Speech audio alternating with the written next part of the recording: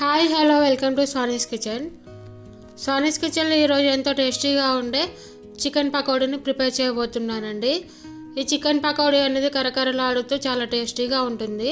బయట చాలా క్రిస్పీగా, లోపల చాలా సాఫ్ట్గా చాలా బాగుంటుందండి. టేస్ట్ అనేది టేస్ట్లో అయినా టెక్స్చర్లో అయినా చాలా పర్ఫెక్ట్గా ఉంటుంది. ఈ విధంగా మీ ఇంట్లో ఒకసారి చికెన్ పకోడీ చేసి పెట్టారంటే మొత్తం ఖాళీ చేసేస్తారు. చిన్నపిల్లల నుంచి పెద్దవాళ్ళు కూడా మొత్తం తినేస్తారండి. ఈ విధంగా మీ ఇంట్లో ఒకసారి ట్రై చేసి మీకు ఏ విధంగా వచ్చినా నా కామెంట్ సెక్షన్లో కామెంట్ చేయండి. ఇప్పుడు ఈ చికెన్ పకోడీని ఏ విధంగా ప్రిపేర్ చేసుకోవాలో చూద్దాం.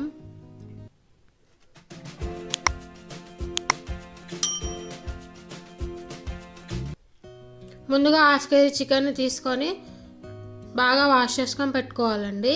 బోన్ అయినా పర్లేదు, బోన్లెస్ అయినా పర్లేదు, ఏ విధంగా అయినా తీసుకోవచ్చు. ఇప్పుడు ఈ చికెన్లో మనం చిటికెడు పసుపు, టేస్ట్ సరిపడే సాల్ట్, 2 టేబుల్ స్పూన్స్ కారం,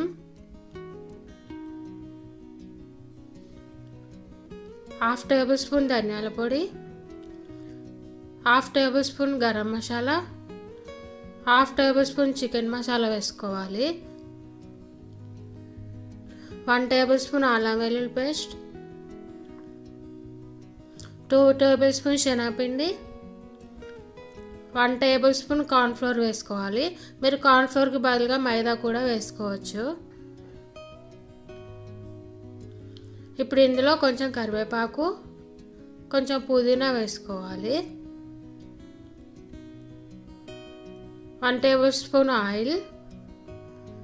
ఈ విధంగా అన్నీ వేసుకొని చికెన్లో కొన్ని వాటర్ పోసుకుంటూ చికెన్ని బాగా మ్యారినేట్ చేసుకోవాలి.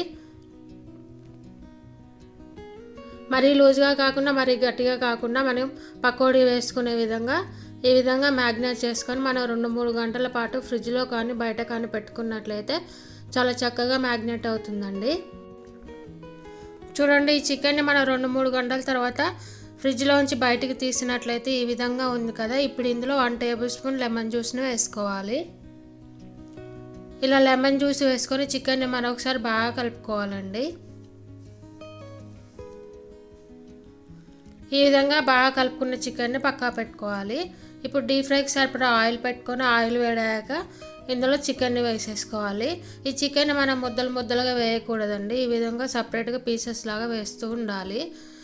ముద్దలుగా వేసినట్లయితే సరిగా కుక్ అవ్వదు. మనకి చికెన్కి వేసిన కోటింగ్ కూడా పోతుంది. కాబట్టి పీసెస్ని ఈ విధంగా విడివిడిగా వేసినట్లయితే చాలా బాగా కుక్ అవుతుంది ఫాస్ట్గా. ఈ చికెన్ని వెంటనే కదపకుండా కొంచెం కాలిన తర్వాత మనం నిదానంగా రెండో వైపుకు తిప్పుకుంటూ ఉండాలి. అప్పుడే దీనికి ఉన్న కోటింగ్ అనేది పోకుండా ఉంటుంది.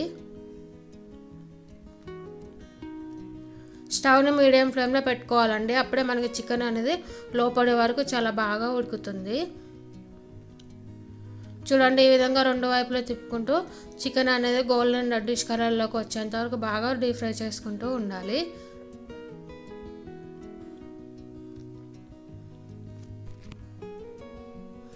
చూడండి, చికెన్ పకోడీ అనేది ఈ విధంగా బాగా గోల్డెన్ రెడ్డిష్ కలర్లోకి వచ్చాక దీన్ని మనం పక్క పెట్టేసుకోవాలి.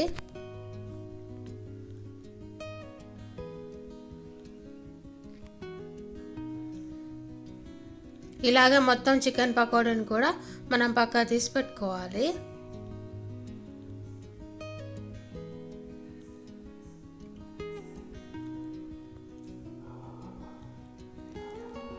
ఇలా పక్కా తీసుకున్న తర్వాత ఇదే ఆయిల్లోనే మిగతా చికెన్ మొత్తం ఇందులో వేసేసుకొని మనం పకోడీలాగా ప్రిపేర్ చేసుకోవాలి. ఇలాగే మొత్తం గోల్డెన్ రెడ్డిష్ కలర్లోకి వచ్చాక మనం పక్కా తీసేసుకోవాలి.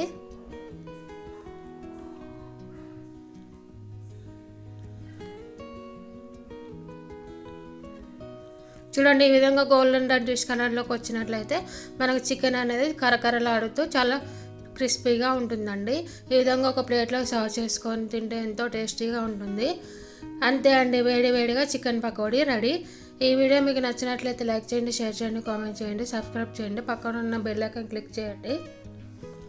మరిన్ని వీడియోస్ కోసం సోనీస్ కిచెన్ కామెంట్ చేయండి. చూడండి, ఇంట్లోనే ఈజీగా వేడి పకోడీ చేసి మీ పిల్లలకి పెడితే కొంచెం కూడా వదలకుండా తింటారు. బయట చాలా క్రిస్పీగా, లోపల చాలా సాఫ్ట్గా ఉంటుంది. ఈవినింగ్ టైం స్నాక్స్లా తింటే చాలా బాగుంటుందండి. మీరు కూడా ట్రై చేసి మీకు ఏ విధంగా వచ్చిందో నాకు కామెంట్ సెక్షన్లో కామెంట్ చేయండి. Thank you for watching.